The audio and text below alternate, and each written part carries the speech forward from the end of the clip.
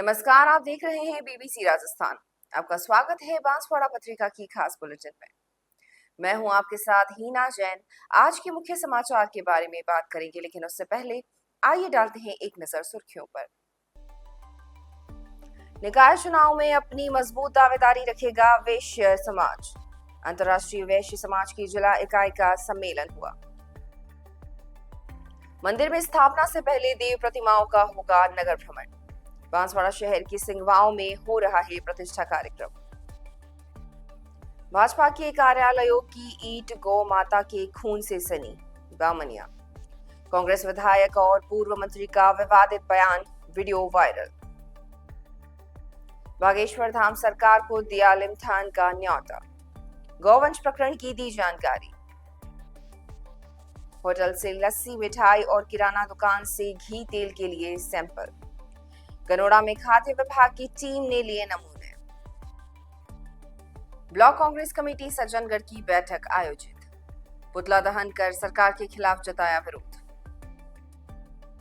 सोनिया और राहुल गांधी के खिलाफ ईडी की कार्रवाई का विरोध। कांग्रेस ने ब्लॉक स्तर पर आयोजित किया प्रदर्शन।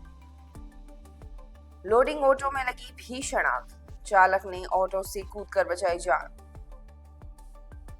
घाटोल ब्लॉक कांग्रेस ने ईडी के खिलाफ किया प्रदर्शन। पीएम मोदी का पुतला दहन कर जताया विरोध। ये थी आज की मुख्य सुर्खियां। आइए अब देखते हैं आज की मुख्य खबरें विस्तार से। अंतर्राष्ट्रीय वैश्य महासम्मेलन बांसवाड़ा इकाई द्वारा कार्यकारिणी एवं सदस्यों का स्नेह मिलन कार्यक्रम शहर के एक होटल में आयोजित हुआ। इस अवसर पर अंतर्राष्ट्रीय वैश्य महासम्मेलन के कार्यकारी अध्यक्ष एवं राजस्थान के प्रभारी ध्रुवदास अग्रवाल प्रमुख अतिथि थे। उन्होंने कहा कि वैश्य समाज को संगठित होना बहुत जरूरी है। आने वाले समय में नगर परिषद एवं नगर निगम के चुनाव में वैश्य समाज पूर्ण रूप से अपनी दावेदारी रखेगा। उन्होंने कहा कि विश्व समाज की जिस प्रकार से देश निर्माण में भागीदारी है, उतनी भागीदारी राजनीतिक एवं अन्य क्षेत्रों में मिलनी चाहिए। कार्यक्रम की अध्यक्षता करते हुए प्रदेश महामंत्री गोपाल दास गुप्ता ने कहा कि अभी प्रदेश में सभी जिलों में पदाधिकारियों द्वारा दौरा किया जा रहा है एवं सदस्यता अभियान के तहत समाजजनों को जोड़ा जा रहा है। उन्होंने बांसवाड़ा शाखा को रचनात्मक आयोजनों के निर्देश दिए। प्रदेश उपाध्यक्ष विकेश मेहता ने समाज की प्रतिभाओं को सम्मानित करने की बात कही। जिला इकाई अध्यक्ष अनिल सिंघल ने समाज के सभी घटकों का समावेश कर नई कार्यकारिणी का गठन करने की बात कही।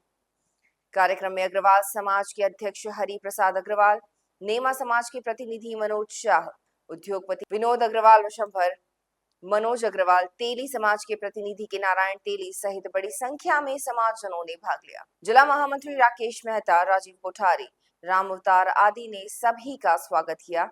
अंत में अध्यक्ष अनिल सिंघल ने आभार व्यक्त किया। बांसवाड़ा शहर के सिंगवाव क्षेत्र में स्थित प्राचीन कपिल गणेश व केदारेश्वर महादेव मंदिर के जीर्णोद्धार के बाद अब 3 दिवसीय प्रतिष्ठा कार्यक्रम शुरू हो गया है। इसको लेकर मंदिर परिसर और आसपास भव्य सजावट की गई है। दोनों मंदिरों में प्राचीन प्रतिमाओं को पुनः प्रतिष्ठा की जाएगी। इसके साथ ही शिव जलधारी, शीतला माता, पार्वती देवी, श्री हनुमान जी, नंदी महाराज, रिद्धि सिद्धि की भी स्थापना होगी और मंदिर पर शिखर कलश और ध्वजदंड की प्रतिष्ठा की जाएगी। 9 कुंडीय यज्ञ हवन को लेकर ग्रह शांति, मातृका पूजन, पुण्याहवाचन, मंडप प्रवेश सहित कई अनुष्ठान होंगे। इसके साथ ही मंदिर में स्थापना से पहले देव प्रतिमाओं की नगर में भव्य शोभा यात्रा निकाली जाएगी।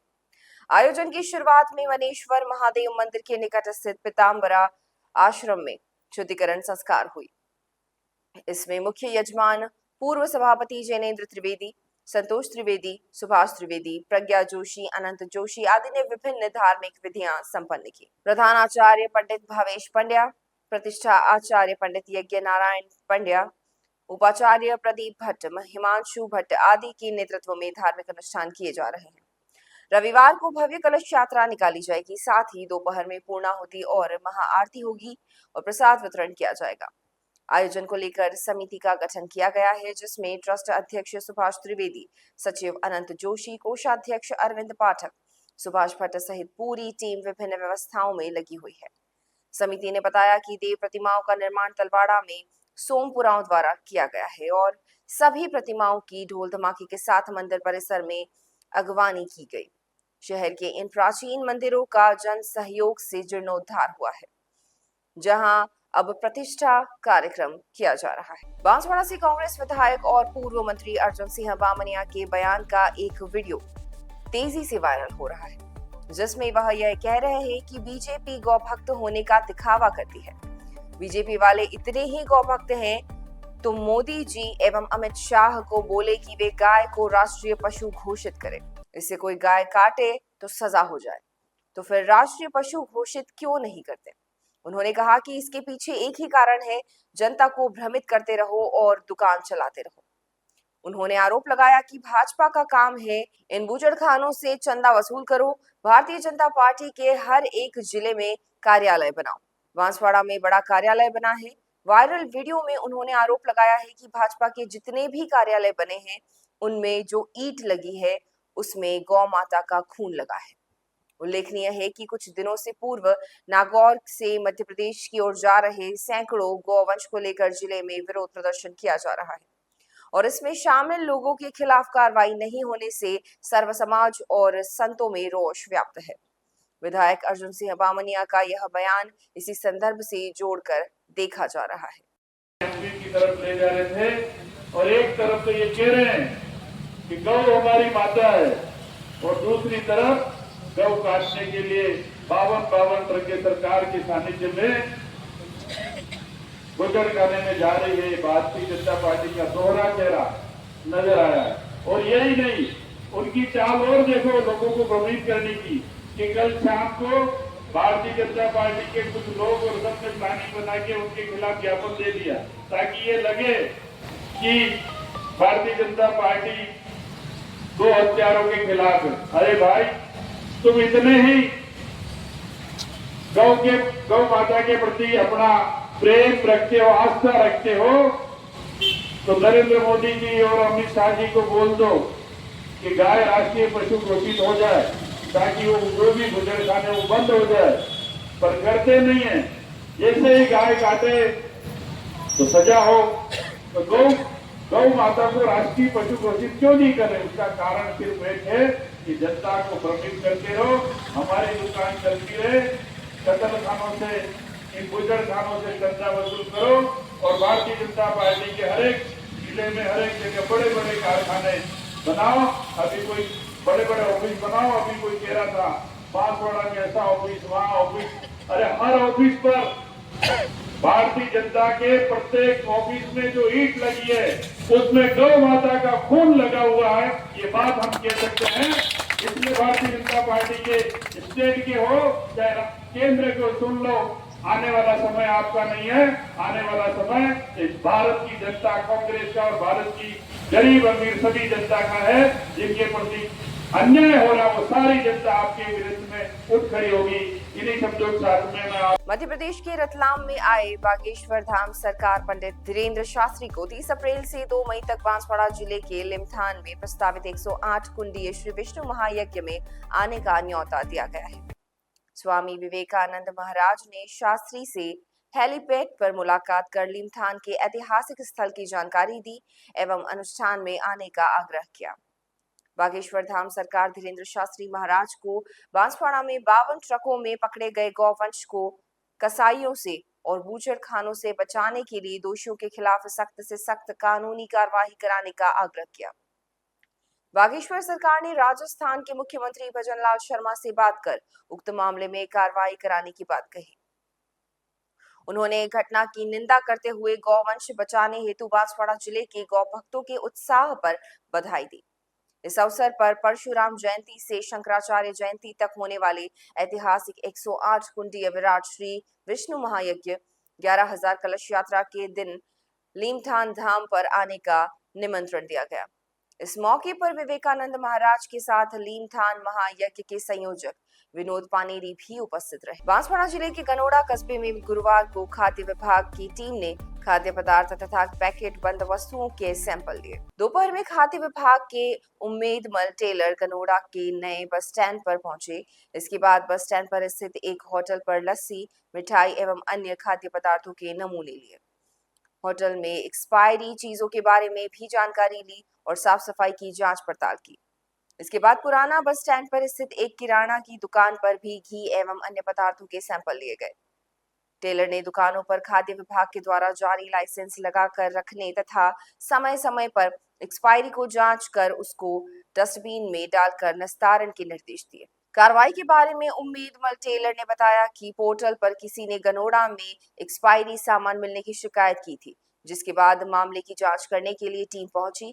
हालांकि 2 दुकानों से सैंपल लिए गए हैं, अब इनकी जांच कराई जाएगी। कुशलगढ़ के पिपली चौराहे पर कांग्रेस विधायक रमीला खड़िया के नेतृत्व में ब्लॉक कांग्रेस कार्यकर्ताओं ने प्रधानमंत्री नरेंद्र मोदी का पुतला दहन किया। इस दौरान कार्यकर्ताओं ने नारे लगाते हुए विरोध प्रदर्शन किया। पीसीसी सदस्य हसमुख सेठ ने बताया कि प्रधानमंत्री मोदी द्वारा कांग्रेस नेता सोनिया गांधी और राहुल गांधी पर ईडी जांच के निर्देश दिए जाने को लेकर कार्यकर्ताओं में भारी आक्रोश है। उन्होंने कहा कि प्रदेश हाईकमान के निर्देश पर ब्लॉक कांग्रेस कमेटियों द्वारा पीएम मोदी का पुतला दहन किया जा रहा है। हसमुख सेठ ने यह भी आरोप लगाया कि पहले भी ईडी जांच हो चुकी है, इसके बावजूद कांग्रेस नेताओं को बार बार परेशान किया जा रहा है, जो भाजपा की भेदभावपूर्ण नीति को दर्शाता है। इस मौके पर विधायक रमीला खड़िया, पीसीसी सदस्य हसमुख सेठ, अशोक श्रीमार, सरपंच संघ अध्यक्ष कैलाश चंद्र, कालू सिंह गरासिया, पीर मोहम्मद, विजय खड़िया, यूथ कांग्रेस महेंद्र परमार, लक्ष्मण दामा अध्यक्ष सचिन तलेसरा, राजेश मीणा, महेश कटारा, हितेश राव सहित बड़ी संख्या में कांग्रेस कार्यकर्ता उपस्थित रहे। विधायक रमीला जी खड़िया और हसमुख जी सेठ साहब बताएंगे जो आज ये नरेंद्र मोदी का पुतला दहन किया गया, इसके पीछे क्या कारण है? देखिए कि आज पूरे देश के अंदर जिस चीज का विरोध हो रहा है वह है कि ये बीजेपी जांच एजेंसियों का गलत उपयोग करके और विरोधियों को कैसे परेशान करना, इस बात के अंदर तुली हुई है। आज जिस नेशनल हेराल्ड को लेकर के पहले जांच एजेंसियां जांच कर चुकी और वो इसके अंदर क्लीन चिट दे चुकी, पुनः इसका एजेंसियों का दुरुपयोग करके और वापस इन जांचों को करवाना और चार्जशीट कायम करना, यह क्या दर्शाता है? बीजेपी की गलत नीतियों का, कि किस तरह से विरोधियों को परेशान किया जाए।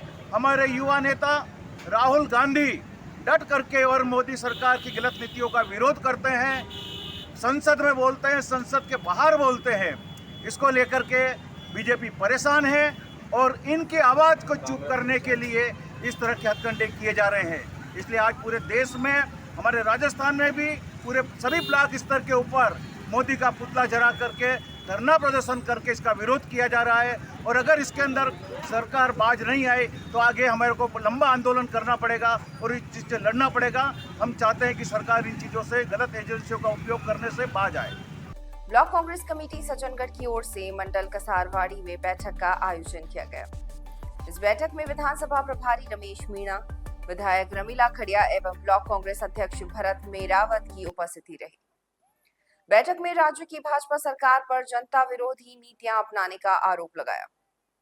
वक्ताओं ने ग्राम पंचायतों का गठन मनमर्जी से करने, आम जनता को रोजगार नहीं देने तथा जनहित के कार्यों में उदासीनता बरतने की बात कही।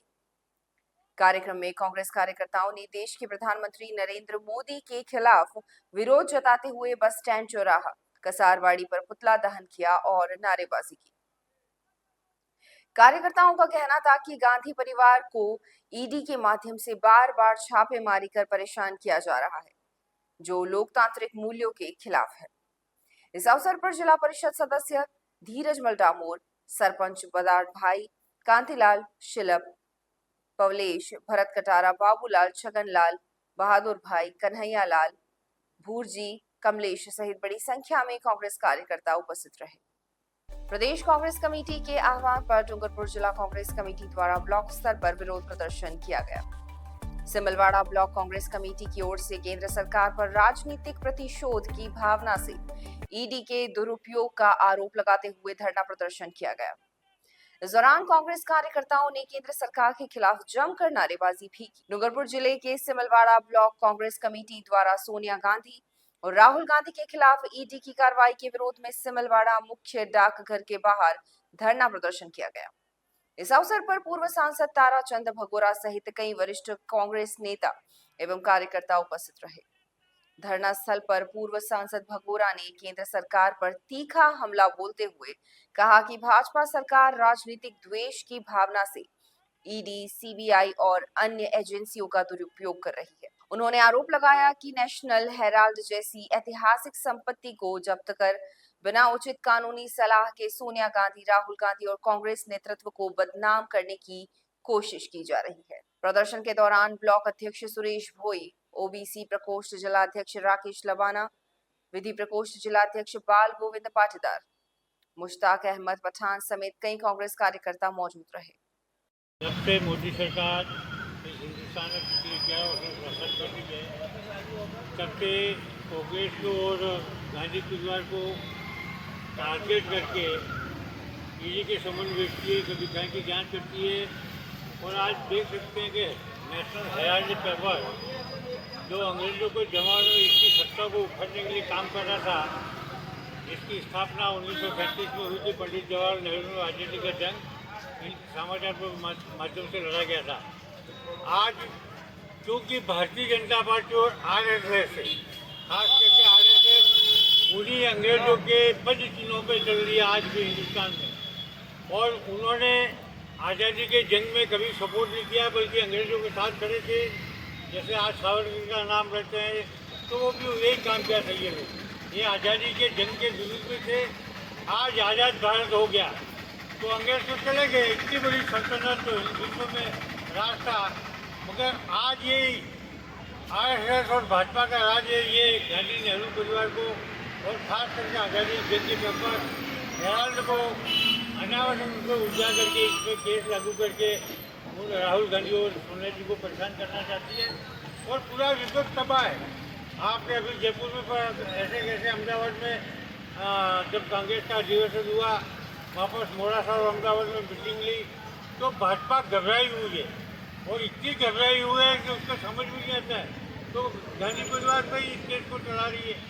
इसलिए प्रजातंत्र को बचाने के लिए ये ईडी का प्रयोग करके ऐसी तानाशाही सरकार को तुरंत हिंदुस्तान से हटा देने के लिए, और बल्कि ये गलत कार्रवाई कर रही है। वो लोकतंत्र में ऐसा होता नहीं, अधिनायक में होता है।